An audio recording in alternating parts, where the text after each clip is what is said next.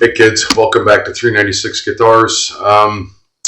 We have a California nondescript Les Paul sort of instrument on the bench today. It's got some issues. We wouldn't be here if the guitar didn't have some issues, so let's get to work. Remember, if you dig what I'm doing, like and subscribe. So, California, you can see it looks like a Les Paul, probably like a Les Paul Junior sort of thing. I did a little bit of research on them. I get them from time to time, but I've never really had the reason to check up on it. But it's an inexpensive guitar. There's no question. Customer got it. Good friend, good client. It came to him basically in the condition that it's in, which is pretty rough. I'm going to call this a restoration because I'm literally going to take everything apart because I go the extra mile, and we're going to clean it. We're going to pull all the electronics out, salvage what we can. If these pickups are usable, great. If not, we're going to source out some good ones or better ones. I've already looked at the pots. There's not a lot going on here. It's a basic instrument, but you know my mantra. Every instrument deserves to play as well as it can possibly play. What is our first goal with this guitar? Well, it's got a broken headstock. The crack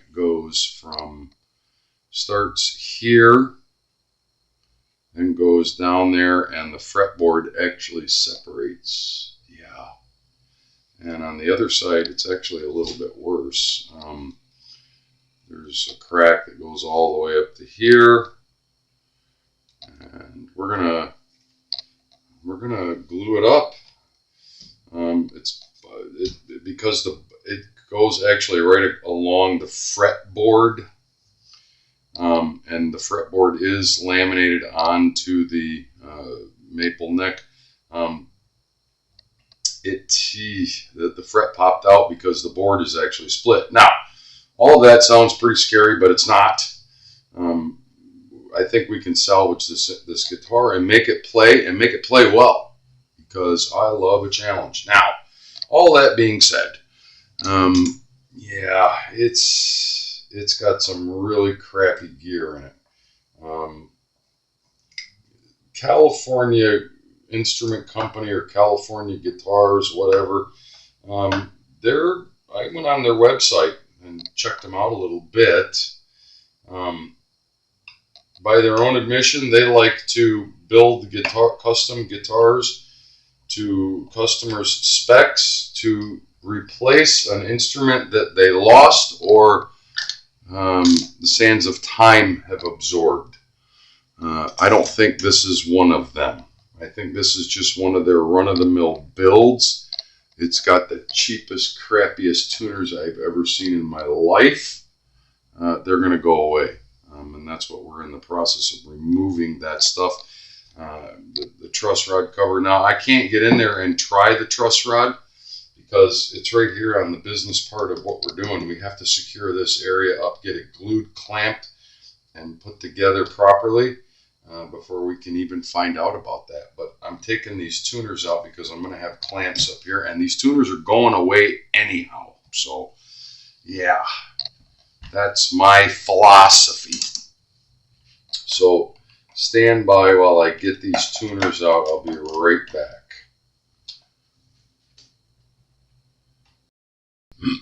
Excuse me. So, yeah, why do I rail against these tuners so bad? Look, that's the way they are. The cover, there's nothing holding the cover on. They're wonky as, look, the cover just popped off, exposing all the gear set. They are literally the cheapest kind of tuners known to the guitar world. Plastic, none of this stuff is metal.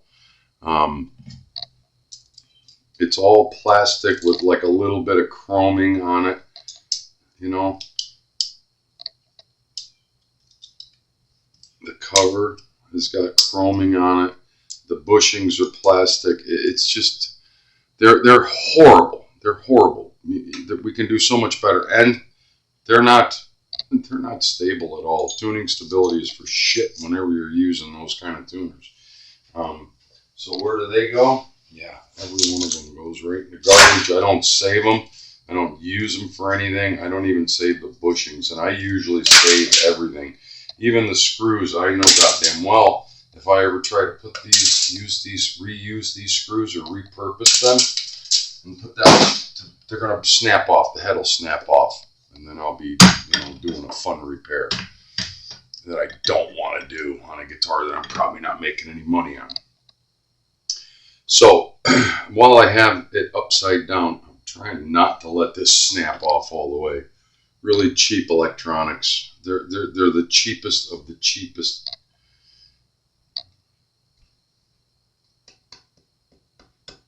Where are we getting all of this? We're getting all kinds of. All I did was turn the guitar upside down, and there's all kinds of sawdust coming out. Wow. Well, you never know. So we got this off. Now, luckily, it did not break off all the way, and it is a clean break. We're going to do two different things here. Where I can, I'm going to use a brush, a little brush, to put full strength white glue in there. And where I can't, I am going to inject glue down in there. Maybe try to hold the guitar up this way and water down some white glue and inject it in there. I'm pretty certain that mostly I can get it in with a brush. And the way you know if you got it in to where you want it to be, you'll have squeeze out all over the cracks. You want to get it deep down in there though. The more white glue you get way down in there, the better off you're going to be. The better off you're going to be. Let's take a look here and see. Am I going to be able to push a brush in there? Because, you got to kind of flex it open, the crack, the fracture as it were. But when you water the glue down, it takes much longer for it to dry and cure and pull the wood together.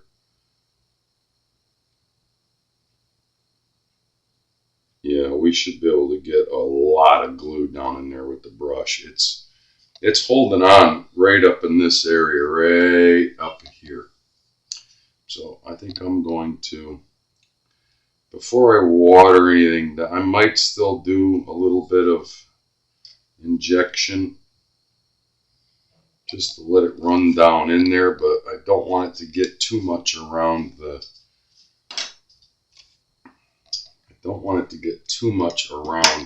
truss rod, because that stuff will harden up and it could cause problems there. We don't want that.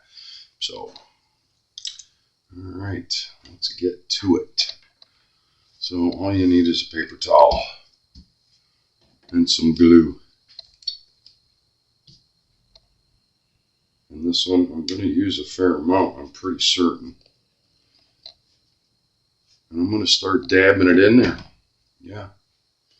I'm going to start dabbing it in there.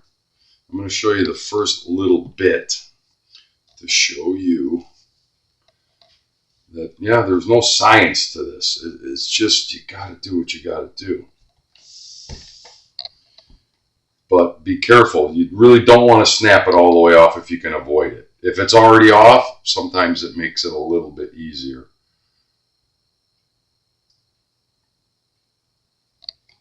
Sometimes it makes it a little bit easier. So we're going to stretch it open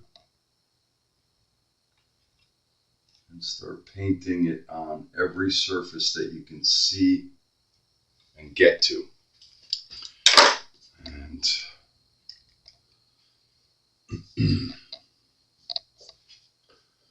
you got a little bit of forgiveness with the white glue because it doesn't kick off right away. And get it on the top and the bottom surface.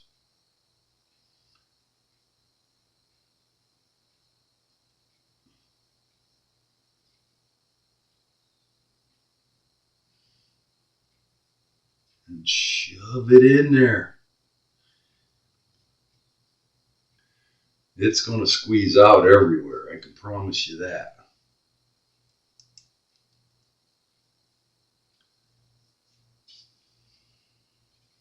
And hopefully it will squeeze back to the areas that we can't reach.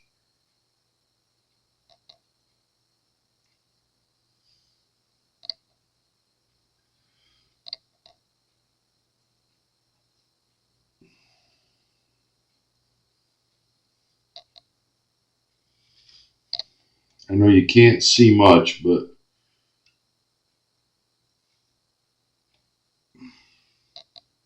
of what I'm doing, because it's a weird process.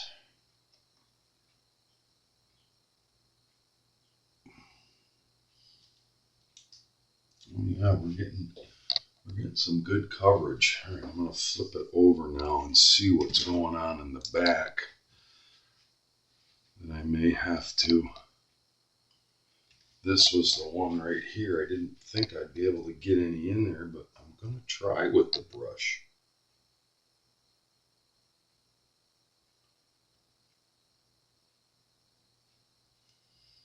Yeah, I don't think we're going to have to inject it in there.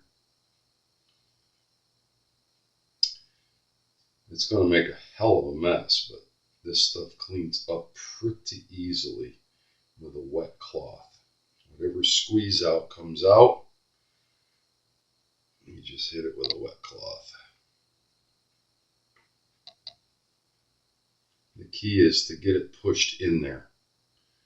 The more you can get on the broken surface on the inside, the better off you're going to be.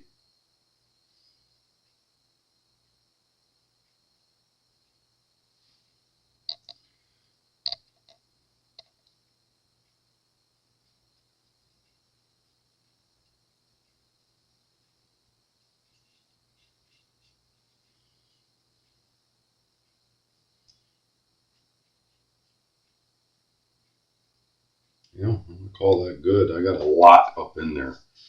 Now, wet cloth, stand by. So, I love it.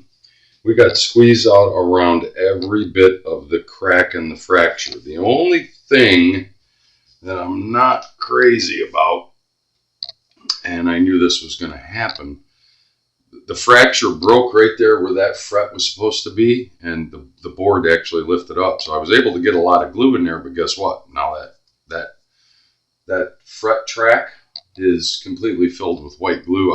I've gotten most of it out, but I'm going to have to saw that out of there is all. That's all there is to that. I'm going to have to clean that track to accept a new piece of, I had some here, a new piece of fret material. Yeah. So this girl is going to sit now. I have cleaned up all of the, I have it clamped, as you can see. We've cleaned up all the squeeze out. And now it's a matter of, okay, we're just going to have to wait and see what happens. It will dry, it will cure, it'll take 24 hours. I won't remove these clamps until it's done. One of the clamps is actually on another fret. I may have to pop that fret out and put 2 frets in, but I was expecting that. Absolute worst case scenario down the road, if this thing doesn't hold or it doesn't cure up the way I want it to, I'll unbolt it, because yeah, they took Leo Fender's advice and made it a bolt-on neck, and we'll put a different neck in it. I don't think we're gonna have to. I'm sure, just as sure as God made little green apples, that is going to glue together and it's going to hold string tension and be playable again. Do we have a shit ton of work to do? You bet your sweet bippy. I wish, I'm gonna pause and I'm gonna try to get this standing up a little bit taller so that these things, or maybe hang it over the end, and adjust the camera, because I'd like to continue working, taking the other stuff apart in this video, just to show us taking it apart. So stand by, I'll be right back. So we did move down. This is where we're going to be working. I'm going to take as much of this apart as I can without disturbing our glued broken headstock. / neck fretboard. It'll be fine like that. Trust me, those clamps are not going to come loose unless I do something stupid like dump the whole thing off the end of the bench. Now, off camera, I pulled out the stuff for the tuner, Tune-o-matic, and the stop bar. Yeah, these two were loose, and I noticed that a little bit when I was checking the guitar out originally. I popped them out. If they come out and you can just pull them out, they're too loose. And I put a little bit of glue on those and shoved them in there. They're not shaking around in the bore, so we don't have a problem there. If that was the case, then we would have to fill those holes, re-drill them, and reset these nut sets. Yeah, but the glue will harden up and hold them in there fine. What we are going to do is knock all the gear out of it. I just don't feel calm. I mean, the rusty screws, there's rust on the pole pieces. I'm really not gonna have a lot of confidence in these pickups. And the pots I know are the cheapest of the cheapest kind. Probably from, who knows, early 90s, 80s. I don't know how old this guitar is, but I can tell you that it's not new. And it's been left to languish for a long, long time. Yeah. We're gonna rewire it, get all this stuff out of here, and rewire it. We're gonna give it some love. I want to get all this stuff out of the way because once the headstock and the gluing portion of that, once that dries, I'm going to knock the neck off, and I'm going to take this body down to nothing, buff it, clean it. It's going to look like brand new when I get done. Yeah, so just the last little bit of this video is going to be undoing this crap. And I'm going to guess that that's a 10. It sure is. Just got a run-of-the-mill 3-way switch that is absolutely stuck. You got to force it to move. This is what I was afraid of. I don't want that to... There we go. I don't care about the wiring and twisting the wires underneath. I just want to get all this crap out. If you catch my meaning. And, yeah. The reason I'm showing it to you is because don't be afraid. Don't be afraid. This guitar will play music again. I know it. I get a lot of humps that love to break my balls on my channel. Why would you work on a guitar like this? Why not? Why not? This guitar may end up being in some young person's hands. I know the client that owns this guitar, but if I make it play right and it's a good instrument, why not use it? Why not? You don't have to spend $5,000 to get a good guitar. I'll make this a good guitar. I can promise you that.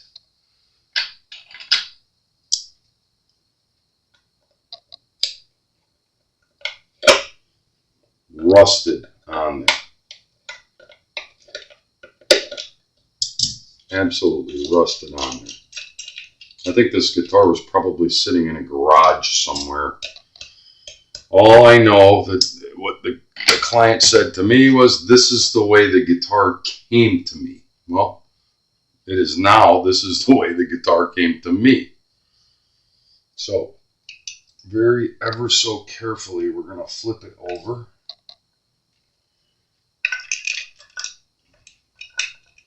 And we're going to take everything out. You follow? So these must be our two pickup leads, which are the smallest, tiniest pickup leads I've ever seen in my life. Yeah. Whatever was put in this guitar was the cheapest of the cheapest. Cheap. And what we're going to do is just, yeah. I know the pots are going to get changed, so There, we just removed the pickups. There's a ground wire that probably goes to one of the other.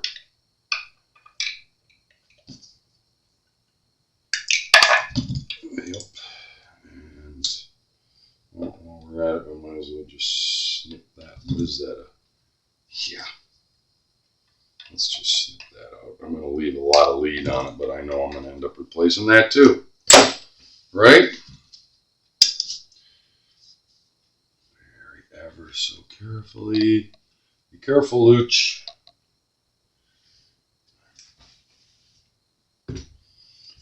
These should pull right out.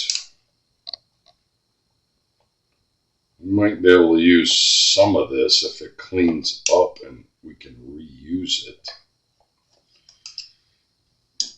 Who knows? So today's video is, yeah, we repaired the neck and we're dismantling this guitar. I'll bet this guitar was languishing for years and years and decades. And probably, look at that little tiny wire coming off of that pickup. My goodness. Oh yeah, ching chong. Okay. It was made offshore. Kind of figured that. It'll make sound, but it'll never sound like a Les Paul, but it will when I get done. Different size screws everywhere, mismatched. Yep, this is a restoration. This isn't anything other than that. I'm not even pretending.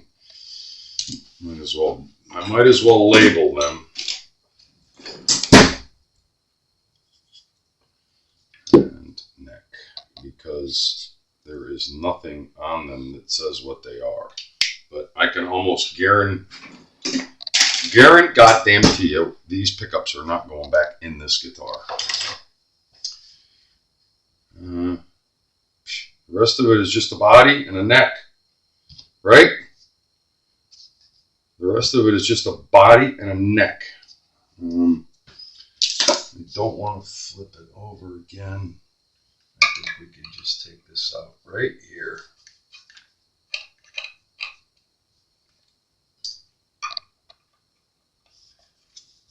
I guarantee this output jack is probably corroded and rusted to pieces.